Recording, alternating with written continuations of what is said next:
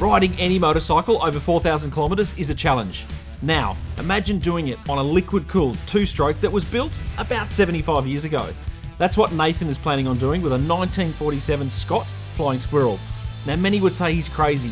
Maybe, but I reckon he's a bit of a legend. Mate, how you going? Yeah, good. Good to see you, mate. Good to see you again. You too. You've got this crazy idea. What are we doing? What are we looking at here? And where are you taking it? We've got a 1947 Scott Flying Squirrel. It's a parallel twin, 600cc water-cooled two-stroke. A 1947 water-cooled two-stroke. And believe it or not, they basically held this same configuration since 1928. Yeah, so we're getting it ready. Basically a mechanical restoration. We're not interested in how it looks. If it looks a bit grubbier and used, the patina that everyone talks about, but because it's going to be used, this bike, it's not going to be shown, and it's not a parade bike. We're going to be doing an event with this one, the Southern Cross Cannonball Classic. Okay, so you mentioned before the Cannonball, you were keen to do it if it was ever run again, so it's on again. When's it on? I think I threatened that if it ever came around I was going to do it again, and I think my wife said, whatever. We're actually doing it. The entry's paid and we've been accepted and we're in. So. Nice. So where does it go from? And it goes from it's in May next year, and it goes from Darwin to Victor Harbour. Darwin to Victor Harbour. So how many k's is that? Just about 4,000. On a 1947 two-stroke liquid cooled motorcycle. Yeah. You're crazy. Where did you start in terms of the restoration? And where are you up to? So the bike was bought, it came out of a deceased estate, and when you buy them, from those sorts of locations on auctions, you don't really know what you're getting. And so it was brought in here, we gave it a bit of a clean up and started to, the first things first, get it running. And then we found that the radiator was leaking and wasn't repairable. It was basically just falling apart. It was too old. So you got a new radiator you've put in there? Yeah, this is one. Believe it or not, it's from eBay, and I can't believe that you can buy an aluminium radiator for a Scott Squirrel on eBay.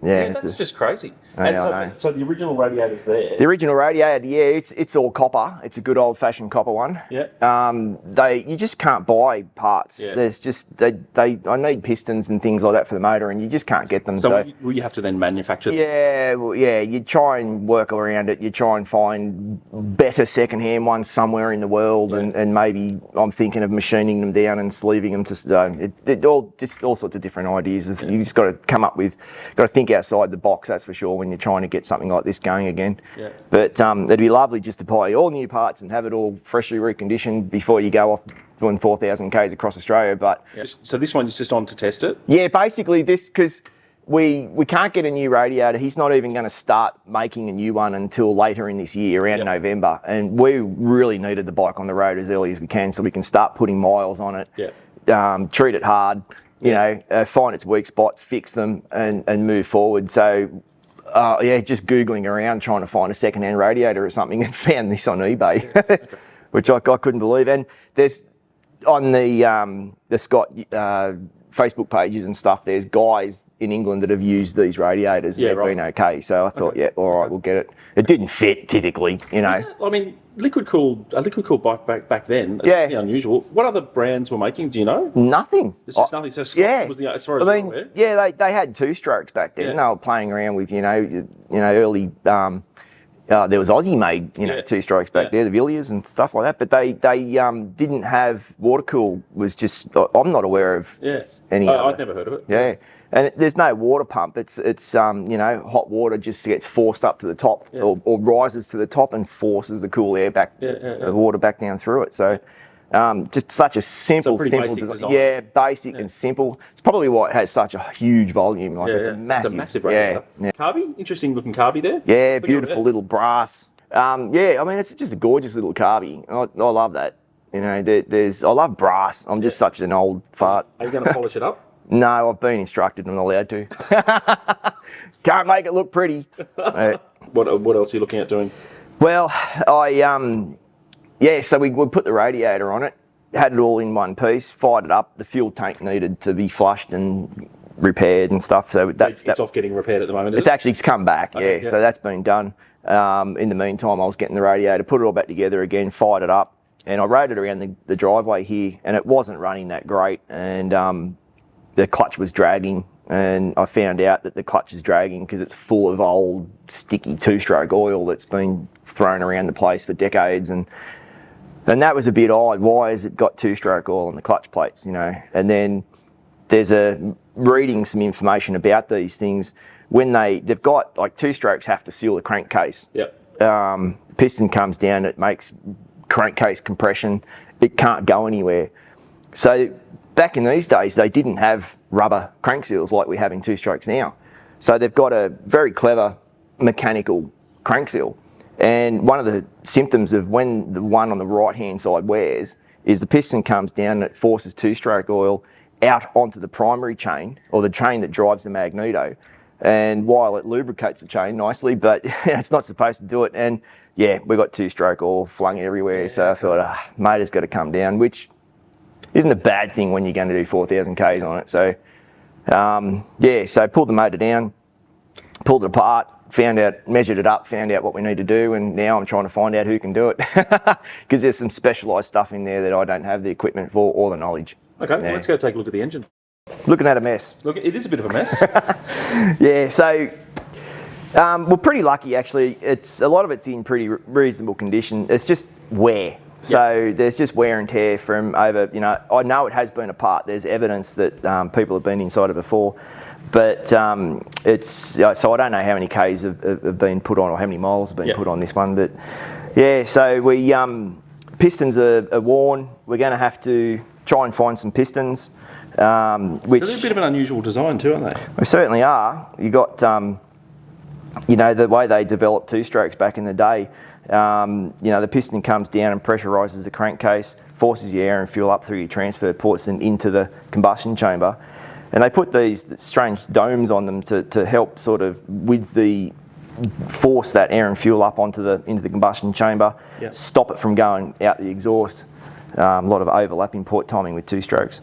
But yeah, and you know, the grooves in the skirts there to oil? Yeah, help trap oil and lubricate the bores.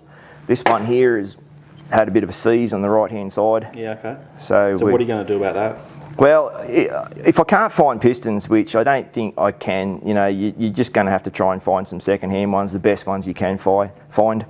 I'm lucky that my old boss is a clever old bugger, and he can make me up some, machine up some sleeves, and we might re-sleeve it back to a standard size and machine the pistons down to that size. Does he know he's doing that? No, not yet.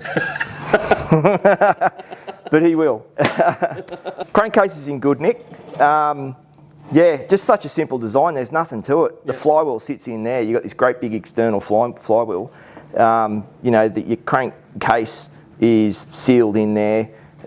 You've got a door on the side here, so you can actually do big end bearings with the bike and the piston and the engine and all in place. Okay. You can just take the doors off the side, get to your big end bearings.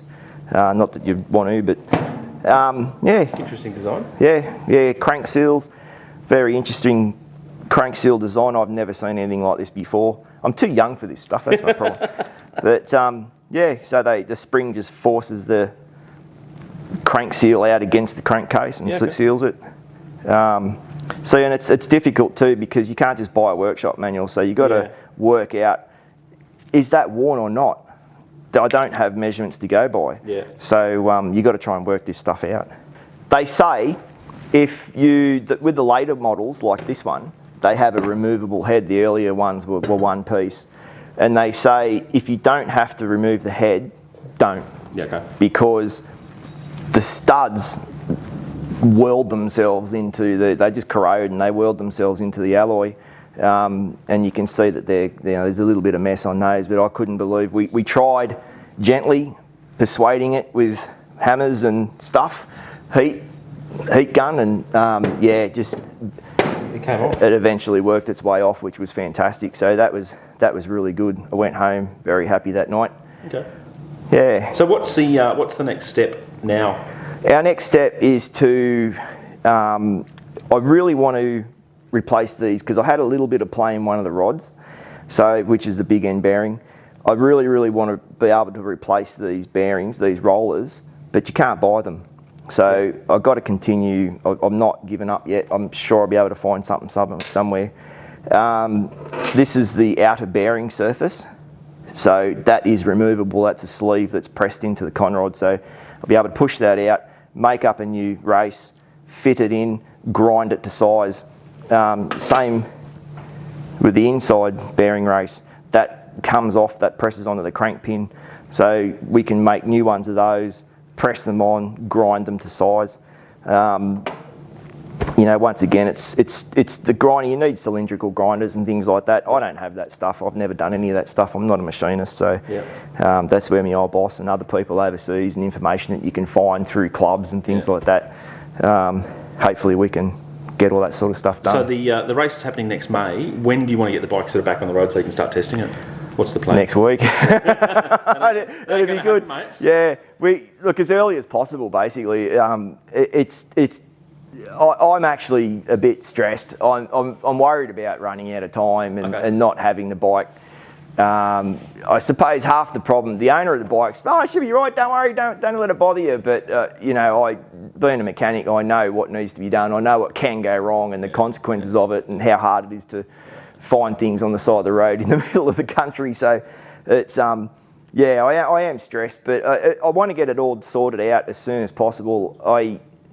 The way I like to do things is get them finished and tested as early as possible, because that prolongs the worry, you know. Yeah, so as soon as we can, we'll get it finished on the road and put some serious miles on it to find those weak spots. You know, I don't know what the gearbox is like. I know it's got 3 gears inside the cases, but I don't know how good they are. I haven't been out of first gear on it yet, so yeah. So tell me about the race. So you start in Darwin? Start in Darwin and start heading south. We haven't got the proper itinerary, like the full itinerary yet, so we don't know exactly where we're going and what towns and things like that. But and you can have a support crew with you? You can have a support crew. That's actually mandatory. You have to have a support crew.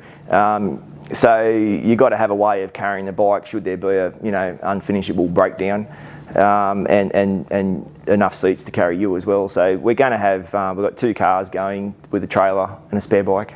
Yeah, I'm so sure. So it's got to be pre-49. It's going to be pre-49, so 48 so and 47. You only just scrape in. Yeah, I know. Yeah. So you were saying you might be one of the youngest bikes in the race. Yeah, most likely. Yeah. From the past event, like this is only the second time they've had this event in Australia. The first one they had in Australia that went west to east. The majority of the bikes were American, so they were mainly Harleys and Indians. But they go back into the 30s. Yeah, there was a few or a couple of 101 Indian Scouts which are 32, 36. So we can pretty much guarantee you'll be one of the most interesting bikes and unusual bikes in the race. Guaranteed to be the only 2-stroke there. And probably only one of a very small handful of English bikes too. Nice. I think there was only 4 of them last year, and there may only be that many. Oh, there might be more actually this year, because it might have attracted a bit of attention now. So so guarantee you at least. When I cop some stick from the Harley riders from blowing too much smoke, I can tell them at least mine's designed to. Well, mate, good luck with it. Yeah, cheers. I'll need it. We'll get out here and do some more as the bike progresses. Fantastic. Mate, good to see you again. Excellent. The 2025 Cannonball Classic is a fundraiser for the Royal Flying Doctor Service. When the fundraising page is set up, we'll put a link in the description, so dig deep for this very worthwhile cause. This adventure will test both the bike and Nathan, and we'd love to have our small production team go along and film the journey. But this is something we can't do alone, so we'd like to reach out to potential corporate sponsors. If there's any companies out there who would like to get involved, then reach out via email. By sponsoring this video series, you'll not only help document the restoration of a piece of motorcycle history, but also be part of an incredible journey across Australia. Now check out this video over here we did with Nathan with some of the bikes that he regularly gets to enjoy. And for the record, that Gold Star is my personal favourite.